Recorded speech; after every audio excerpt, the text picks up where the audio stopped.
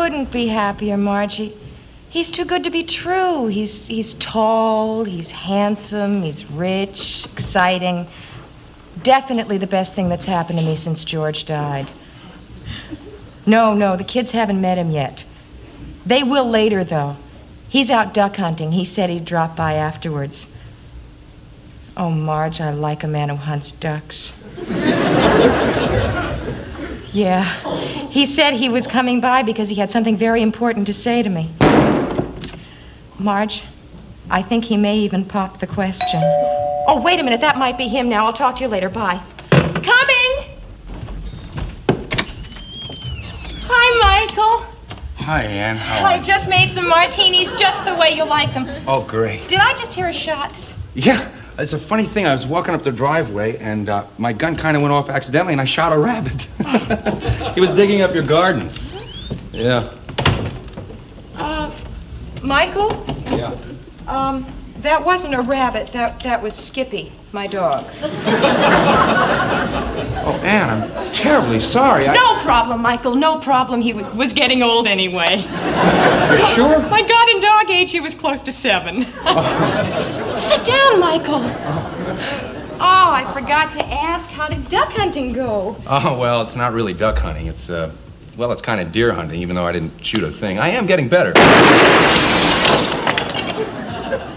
Well, Ann, I'm very sorry. No problem. These things happen. It was getting dirty anyway. I can't believe... You know, Michael, I'm reading this book called The Total Woman. Yes. It really makes a lot of sense. It says that... Oh, hi, Duke. You're home from school early. Yeah. We had a half a day. Oh. Hello, son. How are you? Hi. Say, what's wrong with Skippy? You look sick. No, Duke, he's tired. He's sleeping. Well, that's strange. The mailman's lying on the lawn.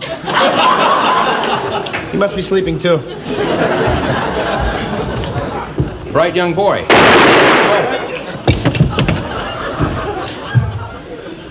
Oh, my Lord, No problem. Ann, that was your son. That's right. It was my son. But we can't live in the past now, can we? We must live for today and tomorrow. Our tomorrow. You're so understanding. Well, I try not to be bothered by trivialities, and you should too. Mommy, am I crazy or did I just hear shots? Say, who was that? I was in the shower. I could have sworn I heard. My late daughter. I'm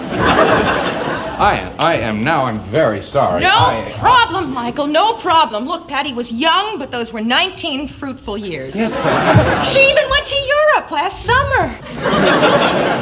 Listen, well, now that we're alone, as it were, well, there's something I wanted to ask you. Really? Yeah, I've never asked anybody this before. I'm kind of nervous. Take your time. Ann, well, I'm so old-fashioned. Look. You sit here. Okay. I guess I just want to do it the right way. Look. Ann, are you all right? No problem. Just hurry up. What was it that you wanted to ask? You're sure you're all right? I'm fine, Michael. Oh, you know, I could really use that martini now, I'll tell you. Now? Yeah, it'd probably help me pop the... Well, you know, as I was saying, well, we've known each other for, I guess a few months. Is that okay? Oh, that's fine. That's perfect. Oh, do you think I could have a twist? Just a little drier.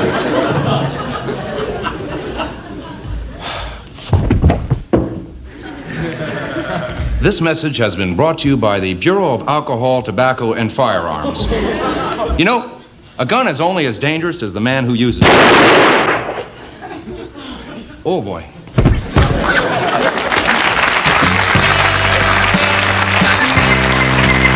Saturday night will return after this word from Fibroflex, the face cloth with the college education. You know, those goons. We went to high school with those guys. That's what I was at my craziest, you know? Which is why I'm worried about my daughters. You know, because I was the horniest guy in the world. 15, to get that voice. Hello, how you doing? Hello, how are you? And we get that little mustache. We look like half the women in Newark. You know that look.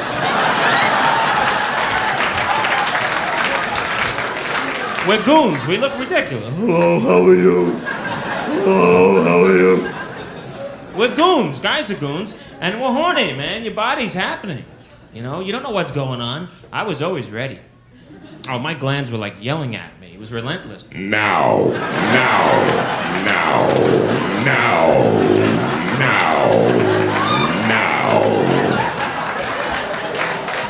You too, huh? I tell you. I battled the Cyclops all through high school. It was like the greatest, man. I was a Geiger kind of for skirts, it seemed like. Oh, yeah. Now. Beat me. Leave me alone! Never. Now. Yeah. Why are the girls laughing more than the men here? Look at this. You know why? Because the girls are in control. I think they mature faster. I think they handle the idea of sex better. The girls sound as, when? Now, baby, now. We're just a little hyper, right? My first date, I'm on my way to the girl's house. I'm blind with passion. I'm wandering through the neighborhood. I can't remember how to get to the girl's house. You know, I'm just going, Make a left.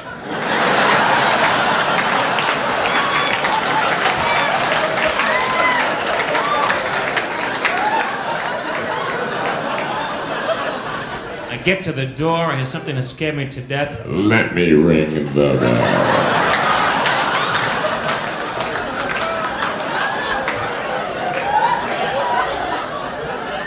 Leave me alone! Look at it. I'll knock.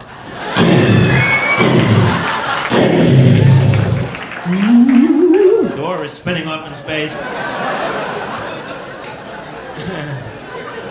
You're so sick. Now I gotta talk to the old man. Right? I gotta talk to the girl's father. She's not ready. She's upstairs stuffing the bra, right? They're 15. I'll put some tissues here. And a tangerine there. That's sort of yummy. Cut to downstairs. Hello, Billy. How are you? I'm Sergeant DiMaggio. You ever seen a 38 automatic before?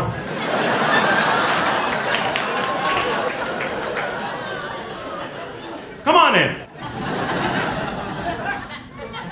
You like something? No, nothing. Let's get over there. Where's the bitch?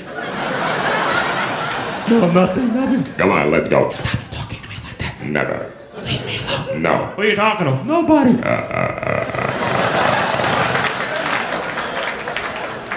Please, not now. I'll do it whenever I want. I own you. Billy, why don't you sit down? I can't. I'll just poke through the magazines here, okay? When already? Now, baby, now. And then from out of nowhere comes the family dog. Always, right? It's a big, goddamn German shepherd bastard. He comes running in the room. His little pink thing with that papioca whisker on the end is going nuts. Yeah. He comes running in the room. He's in heat, so are you, and just because you're there, he thinks you're a gift for him. Comes running. For me? All over your leg, humping like a madman, which is what dogs are paid to do. They strain, their bodies go crazy, dogs. It's like that high jump in the Olympics where they go over backwards and this look, right? They're wild, they go crazy. But their face is like they're reading the Wall Street Journal. You know, this whole Ted Turner thing with CBS, I don't get it. You know, if he takes it over, Bob Follow's gonna be doing the news. How the hell would that be? You know, excuse me, I'm gonna hump the other leg. Yeah, well, who the hell knows? You know, I don't know. He's all over my leg. I heard something that scared me to death. I get the girl, I want the dog. So, I'm worried. That's why I'm worried. What can you do? I've always treated sex somewhat respectfully, though. I guess earlier on I was a little more capricious about it, but I think you have to be semi-serious about it. I think you should trust your partner implicitly. At the very least, I think you have to believe they won't make fun of the faces you make during sex. Because, you know, when we orgasm, we all make that one face where we look like Shemp when he needed cheese, you know. You don't want the woman looking at him, honey, what are you turning back into Bill Bixby? Or what is this, some Kafka water bug thing? Or happiest moment of your life, you look like a complete asshole, you know. This is why men lose their erections right away. It has nothing to do with physical limitations. You look down and the woman you're with, it's like all of a sudden you're in bed with Goober, you know. It's like, honey, stop that right now. I don't ever want to see that face again. No, I can't. Not right. I can't. You're going to have to flip over. I can't. Not right now. I think women are a little more creative sexually than men. Men are so often saddled with the birthright of being the sexual conqueror. They have little time for nuance. Indeed, their main preoccupation seems to be keeping score. Women, classically the sexual recipients, have a lot more time to lay back, relax, plot their next move. Let me show you the primary difference in the room tonight. How many of the men here actually used a little flap on the front of their underwear? I'm 34, I've never used that. What is that, a little decompression chamber for the penis? Or equalize the pressure before you bring it back on board the Seaview? What is that about? But women love to use the little flap. They get to play all sorts of fun women games, like Here Comes the Moray Eel out of the cave, and Flipper's got a backache, you know. Let's interrogate the political prisoner, you know. Open the pod bay door, Hal, you know. I have a theory. I think for the first 18 to 20 years of a young girl's life, she's familiar with the male genitals, but only on a sexual level. Anatomically speaking, she doesn't know what makes it tick. So when she finally forms her first intimate bonds with a young man, somebody she trusts, the first 6 months of the relationship turn into a big penis stress test. I mean, that doesn't hurt if I turn it around 3 times like that. That doesn't hurt if I pull this up on top like a little hat. I can actually look right into that. You know, like, honey, for Christ's sakes, what are you, Chuck Yeager? You know, I mean, they always want to see what it can withstand. You know, you're reading the paper, you hear, does that hurt? You look down, it's in a Black & Decker Workmate. Well, you know, honey, that hurts a lot, all right? So let's put the belt sander away. Because that really does hurt a lot. I mean, I love you too, baby, but you're watching way too much Donahue, okay? I think it's a quaint moment in any relationship when the woman feels comfortable enough with the man to begin doing a ventriloquist act with the penis. You wake up in the morning, they've got it stretched up here. Look, honey, it's talking to you. I know, baby, I own the puppet, all right? And let's move it back to home base, okay? What am I, Gumby here? This is not Velcro, this is attached. So let's put Gland Chop back in the carport, okay?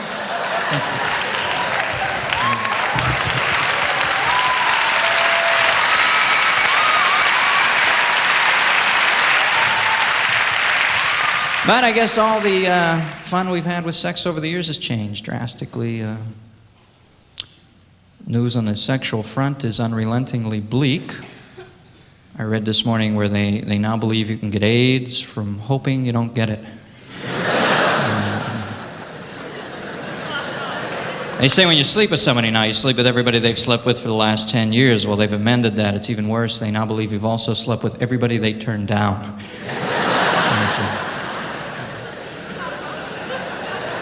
Boy, imagine the day they cure AIDS, huh? Oh, man. I mean, if you can't get fucked that day, give it up. I mean,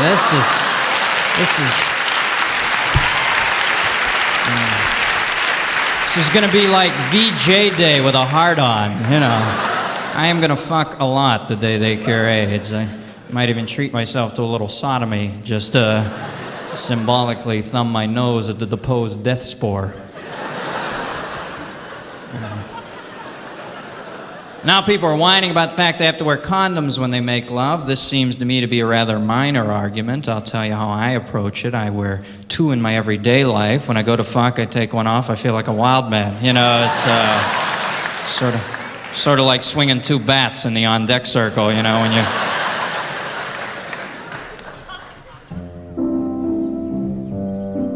Hi. We're going to talk about some nice things today. Did you know that? Sure. Some special things for you, some special things for me, too. And we have a special guest here today. Can you say that, guest? Sure. I knew you could. We're going to talk today to a musician, the guy who plays the bass. And you know what a bass is, don't you? Can you say that? Don't? Sure you can. Hello. How are you?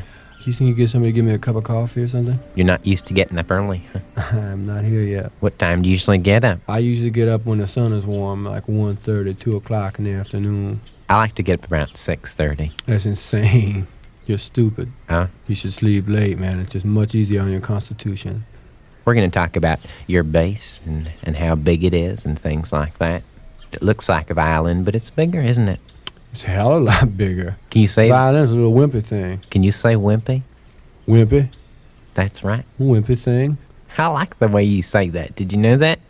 I do now. The hell, you're easily amused, aren't you? I say wimpy, wompy, wambly. I know what you mean. You know something? I like what your face does when you play. It kind of gets all sort of squinched up.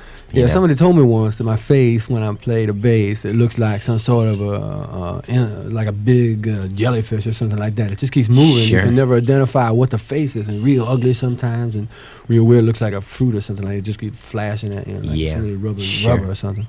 Tell me some of the things you think about when you're playing, though, the images. Because, of course, when you're playing, I thought of things like sheep and things like that, little candies, fresh little candies and things like that. Do you think of those things, too? Oh, I basically think about my financial situation. I count every beat I play, every note I play, and I figure out how many notes I'm giving into the space, out into space. Sure. For how much I'm getting paid, and I am working cheap. Must be hard to sort of struggle to get your band together. Though. Oh, man, especially when you be lifting piano, man. That is the worst. Huh? I worked as a mover for 2 years while I was first getting a band together. And I've also made pizza. But now you're playing music, and sort of the story sort of has a happy ending, doesn't it? It's sort of a happy ending. We just got the shaft from a record company that had promised to pay us a certain amount of royalties, and then they that's too said bad. that all sorts of stuff went into pre-production and charged That's us for too bad. typewriters. They be charging us for stamps, they say, and stuff. How much Sure. is a stamp, Sure. I'll buy the goddamn stamp, Sure. know. I know what you mean. Well, I'm sure a lot of people out there would like to know how a big, strong guy like you plays the bass so well. Gets to be so strong, what it eats to be like that. Can you tell us that? Well, I eat a lot of garbage food, but I mainly subsist on stuff like sandwiches and tins of tuna, chicken, something like that from a chain store, soda. Do you ever have Egg McMuffin? Sometimes dad or cheese printers. Can you say Egg McMuffin? Egg muffin, yeah. Well, I know what I'd like to do now. I'd like to hear you play some bass. Would you Yeah, like? I'd like to do that. Well, we're going to go to the Magic Kingdom. Oh, no, man, it's too early for me. I gotta drive. Yes, hello. Yes, Yes, good. What kind of dogs do you have? I have mixed breed dog. I'm looking for beaches. For a beach. Female. Any particular breed? No, why don't you tell me what you've got? I have German Shepherds. I have Border Collies. I have Labradors. Okay, Border Collie. You have a Border Collie? I have a Border Collie mix. A beach? Yeah, at the moment I do. A beach, okay. Now, Border Collies, they're, it's a little hairy there, aren't they? Yeah. They're pretty furry. Yes. Yeah, that might be a lot of work to, to find it. And tell me this. What, the other breed you had was what? Labrador Retriever. Labrador. They're very obedient, right? Yes? Good. They'll do what you ask. You have a girl? Yes. Labrador? Okay. Yes. And is she big or...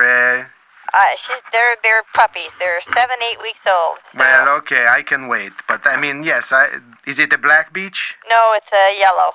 Yellow? Okay, I can work with that. And is she active? She has a lot of energy, yes? Yes. Because I'm going to run her ragged. I mean, I can go for like 6 or 7 hours, seriously. Describe her legs to me. They're dog legs. But they're long or... Not for the breed, no. Not for the breed? Okay, and is her rear end, is it... it's not a bony kind of rear end? I don't think so, no. Good. And it's clean, yes? Yeah. Okay, very important. You don't want to deal with that. Okay, so you don't have any small dogs? No. Okay, because I look pretty huge next to small ones. How long is her tongue? I don't know. What kind of bark? She has kind of a high-pitched bark. Can at you the do it? moment. Could you do All it? puppies do. Could you do it for me? No. All right. One more question. How much would it cost to spend just 1 hour with her? You know, as opposed to buying the whole kit and caboodle. Do my business and, everybody's happy.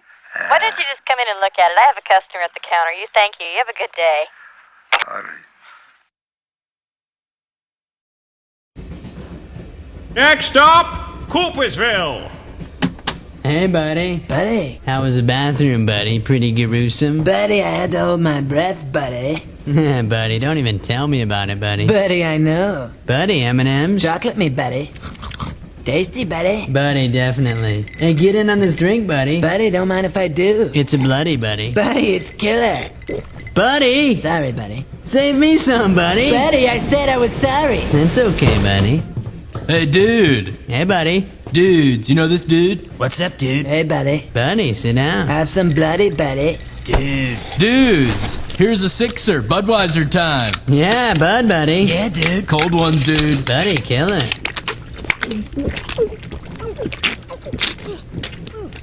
I'm buzzing, buddy. Dude, I know. Oh, dude, check it. She's killer. I want some of that, buddy. Oh, buddy, save some for me.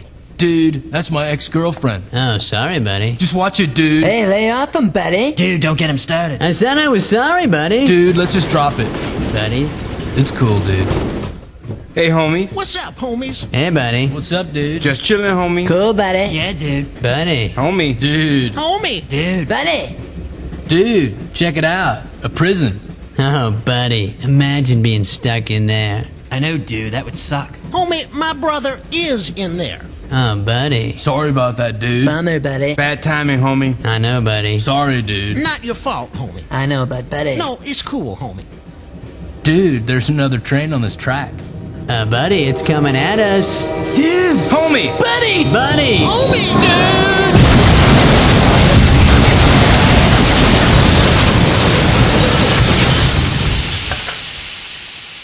Dude.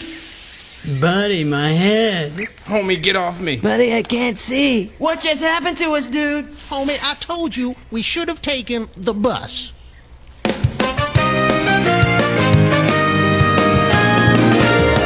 Good evening, everybody. I'm Jim Lampley along with Danny Wilson, and what a game we have for you today. The Jacksonville Jaguars play host to the New York Jets. And Danny, the Jaguars come into this game as big favorites, but will they live up to the hype? Well, they are big favorites, Jim, no doubt about that. 9.5 points to be exact. Now, what that means is, if a person bet the Jaguars on a parlay with, let's say, Cincinnati, who, as we know, won earlier today, that would pay that person 13-5. So, if a person had bet, let's say, $127,000, that would pay off $457,200. That would cover any bad wagers that person would have made in the past. Why, it's like wiping the slate clean, Jim. That person would be even for the first time in his life. Well, there's no question the Jaguars are a powerhouse offense, but let's be honest, this football team is only as good as its quarterback, Mark Brunell. No doubt about that, Jim. When Brunell is healthy, the Jags are unbeaten and furthermore have covered the spread each and every time. Now, without Brunell, they have eaten it and eaten it hard. So with a healthy Brunell out there today, that parlay looks to be money in the bank. But is he healthy? That has to be the big question mark here today. Well, I have to disagree with you there, Jim. I have heard absolutely no one question this young quarterback's health. Well, Danny, I ran into him at the hotel this morning, and to me, he looked pale. He complained of stomach pains and nausea. He had, in a nutshell, flu-like symptoms. Are you kidding? Brunell's looking great out there. He will easily cover the spread. Easily. Very easily. Flu.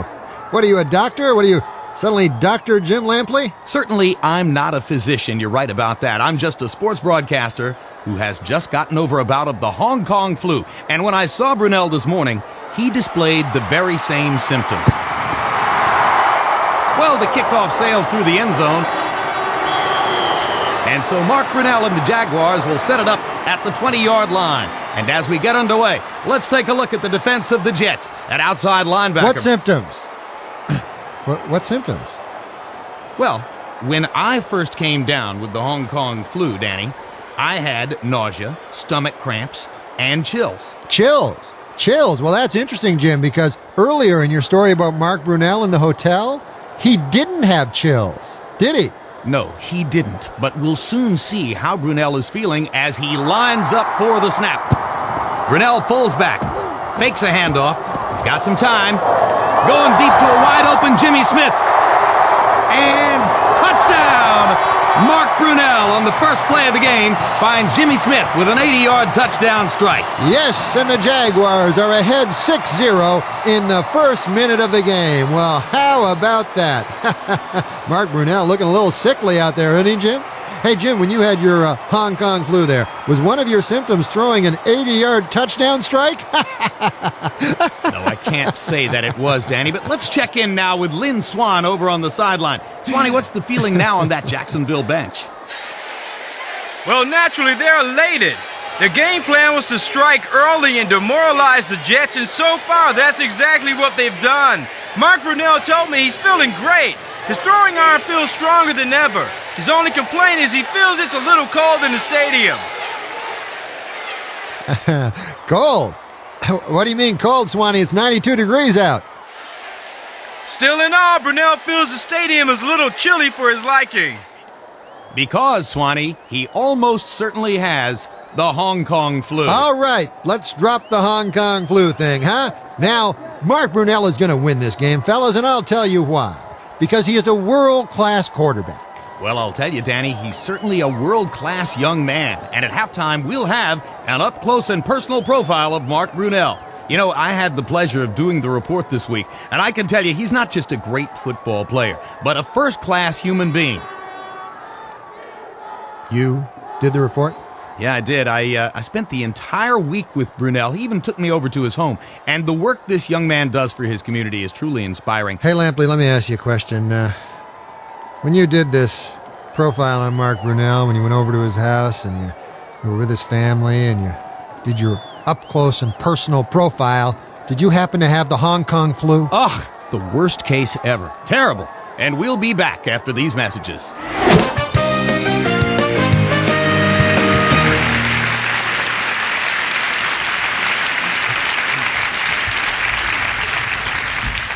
Dean Fader, faculty, graduating seniors, distinguished guests, ladies and gentlemen. As president of the graduating class, it is my honor to introduce this evening's guest speaker. I must confess that we were a bit frantic this morning as our originally scheduled speaker, Geraldo Rivera, suddenly fell ill and was forced to cancel. I'm told that it was nothing serious, a little minor surgery that had to be taken care of, and I understand that Mr. Rivera is feeling better and regrets that he can't be with us this evening. However, we were fortunate to find a most distinguished replacement. She is an award-winning broadcast journalist on the Weekend Update news team, and we do thank her for graciously accepting our last-minute invitation. Ladies and gentlemen, please welcome Ms. Roseanna Dano.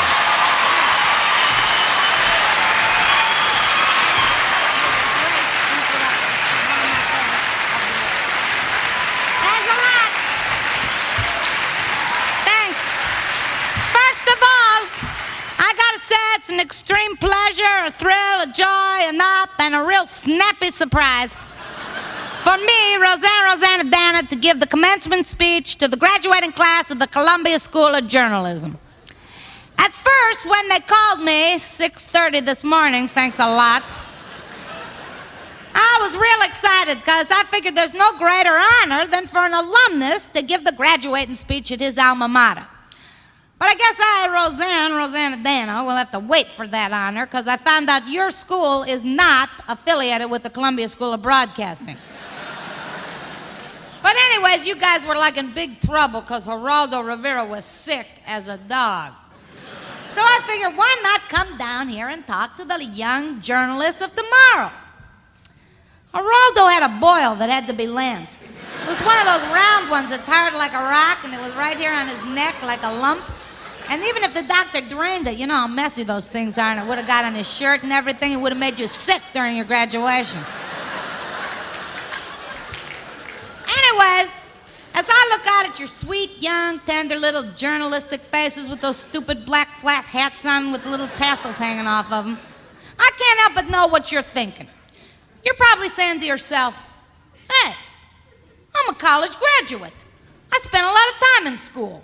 What does journalism have to offer me? What do I have to offer journalism? What am I going to write about? What am I going to write with? Should I use a typewriter or a pencil? What kind of pencil? A number 2 pencil or one that writes darker? Where do I get these pencils? Does my boss buy them for me or do I have to buy them myself? And if I don't bring the pencils, am I going to get fired? And if I get fired, I'll starve. And if I'll starve, I'll die. And then what'll I do? Class of 79, for college graduates, you sure ask a lot of dumb questions. But I know exactly what you're going through, because I remember when I first entered the field, I was real nervous. Imagine, if you will, an idealistic young Roseanne Dana, fresh out of the Columbia School of Broadcasting, looking for a job in journalism. I filled out applications, I went for interviews, and they all told me the same thing. You're overqualified, you're underqualified. Don't call us, we'll call you. It's a jungle out there, woman's place is in the home, have a nice day, drop dead, goodbye. But I didn't give up. I mean, I went to see the head of personnel at CBS, the Tiffany Network, and he said to me, Ms. Rosanna Dana, I think you should look for work in the wonderful world of fast foods.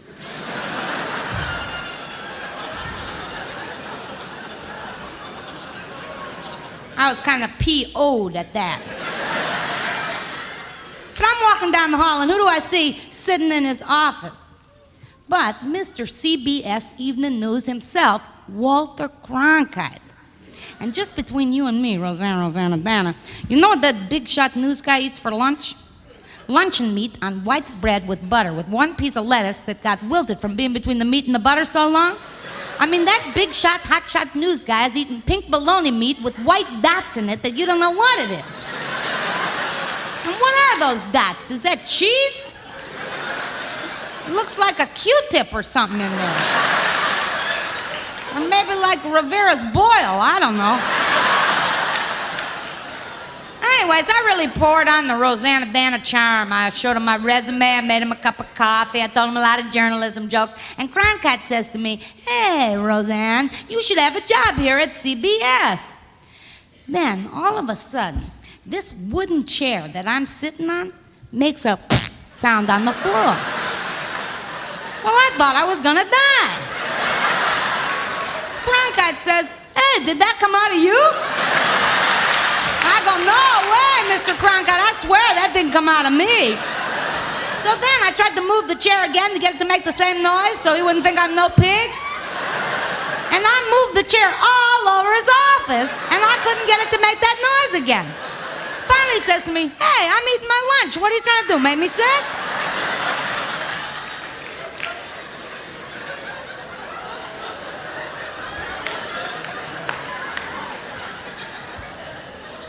Well, I don't have to tell you, I was real down after that. I was depressed as a dog. But I didn't give up. I said to myself, R. Yes, you can. I'm okay, you're okay. I'm my own best friend, my mother, myself. I have no fear of flying. I'm woman, hear me roar. And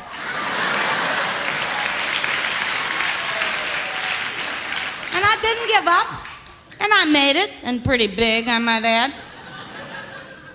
So let me wrap this thing up and summarize and conclude real quick by saying, it just goes to show you, it's always something. If it's not one thing, it's another. Either you can't get a job in journalism, or Walter Cronkite thinks you cut the cheese in his office.